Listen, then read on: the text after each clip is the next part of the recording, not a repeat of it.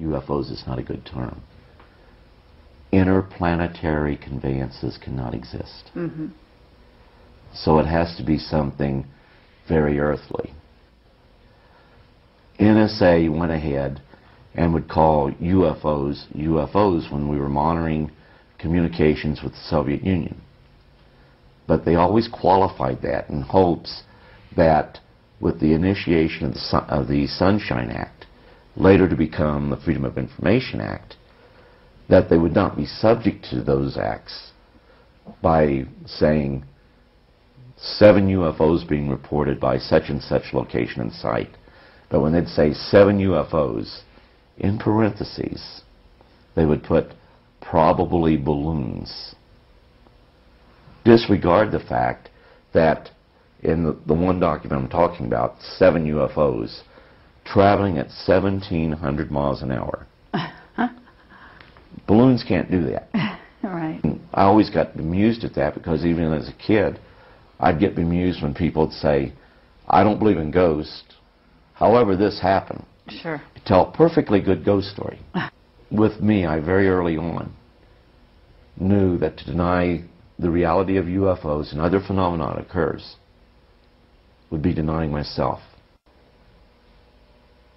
So as a communicator, you're definitely... You don't always tell the others what's going on. Remember I told you feel it? You feel, yes, you feel what they feel, and they feel what you feel. Mm-hmm.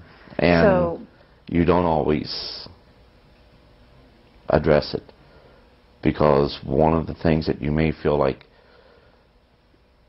if they're saying that they are a guest, if our military is saying, well, this is one of our guests, they're not treating that entity as a guest.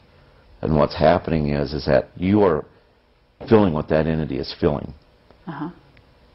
And one situation, I even helped one of them escape, and that right there was not telling them everything that was being said. I'm curious, what went on when you dealt with that? Was it, first of all, what kind of an entity was it? And I understand that they're being held prisoner, but how was it that you were able, and in fact, Dan Bursch talks about the same thing. Well, I don't know whether it was a Stargate or what, but in order, on the inside where we had this entity, if we were to, and there's a tape that talks about this, which gives a whole lot more detail, but we went ahead, and if they were to try to extract this entity from inside where we were at, then there had been people killed. And this entity would not accept that. And you could feel what was going, you could feel what it felt. That's the best way to put it. And I'm trying to tell this without going into any real certain details.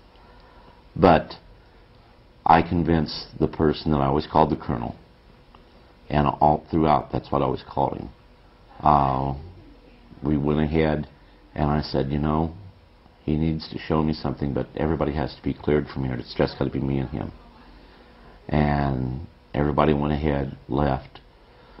There was one Spec 5 that stayed there to help me, and I said, we're going to cut this screen fence back here, or the storm fence, and we can get in trouble for that. I says, yeah, I know, that's why I'm asking you to just drop off the bolt cutters and then beat feet. Well, he didn't. He went ahead and he cut the wires for me, and we got the entity outside. By the time they found out that we had the entity outside the perimeter, they went ahead and was very upset, and now they were even to the point where they even tried to shoot the entity, but the entity was now in a position where it was a bright, bright, bright light that came down, and I didn't even get to see the craft, and maybe it was because I just wasn't looking. But all of a sudden, this entity was there, then it wasn't. Mm. Then, of course, the guy I always called the Colonel, he went ahead and told me, well, I'd be court-martialed. Then, well, we're going to overlook it this time, but don't let that happen again. And, of course, I was chastising him. If there's supposed to be our guests, why were we treating them cruel and treating them as prisoners? As a matter of fact, even worse than prisoners. Mm-hmm. I have never seen either movie of the Manchurian Candidate. Okay. And the one thing that we had identified by the time I got out, 57 different species. And they were affectionately called the Heinz 57. I understand there's some phrase in one of those movies about that. Mm-hmm. Gee, I'd love to say there's only 2 or 3 races, or only 4 or 5, or even 1. I'd love to say that. But with what I know, if I change anything that I do know, then it's not reality. It's just going ahead saying things that people want to hear. Uh-huh. Well, why would you say you would want to say there was only 1 or 2? Oh, well, some people, well, we could find your story more believable if you could say. I see. And, gee, can't this entity be gray because it'd be more believable? Uh-huh. What do you want, a story that's believable, or do you want the truth? Mm-hmm. Now, the truth may not fit what you believe, but it's the truth as I know it. With it being the truth as I know it, that's all I can tell. So have you ever, I'm going to assume they must photograph these beings, right? There's photographs. Okay. And what about you? Do you ever draw them? Do you have drawings of them? Yeah, I got some drawings. And have you distributed? No. Are you able, at liberty, to give them out at all, or show them? Some I have and some I haven't. Uh-huh. And are you familiar with underground bases? And the technology that goes along with it. Okay. And so I'm going to assume you've been to underground bases yourself. Not by choice. Not by choice. That's believable. But have you also seen, say, reptilians, what's called, in the UFO community, Subspecies that we reptilians? call reptilian, yes. Mm-hmm. And are you able to communicate with them telepathically? They can communicate with you. Okay. It's hard to explain. You can't keep secrets. Sure.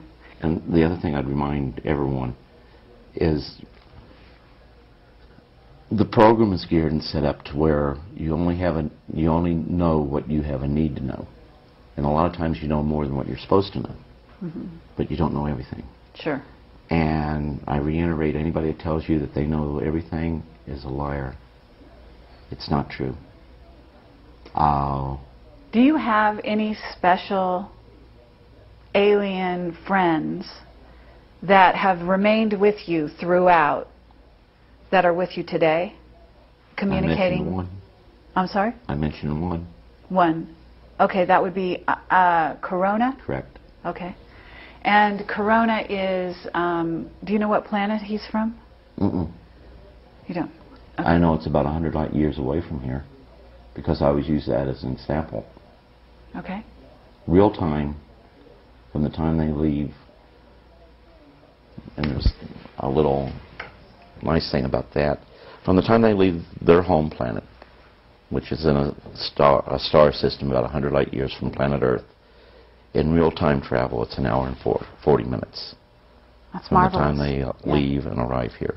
What kind of craft do they use? Do they teleport through space, or do they actually take a craft? Because not all of them. No, it's a craft. If it's a craft. You know, they're really traveling. Okay. But it's through a traversable, what we call a traversable wormhole. Uh-huh. Now, have you ever gone with them? To the best of my knowledge, no. And the reason I state that, I can remember seeing the stars, that I've never seen them like that anywhere on Earth. But to the best of my knowledge, no. So you don't have conscious memory, is what you mean? Right. Of these incidents, but you could have. Oh, well, there's been some things really scary that's happened in my life. I mean, you feel it. You actually feel the fear before you actually see the entity. Mm-hmm. And so a person like you,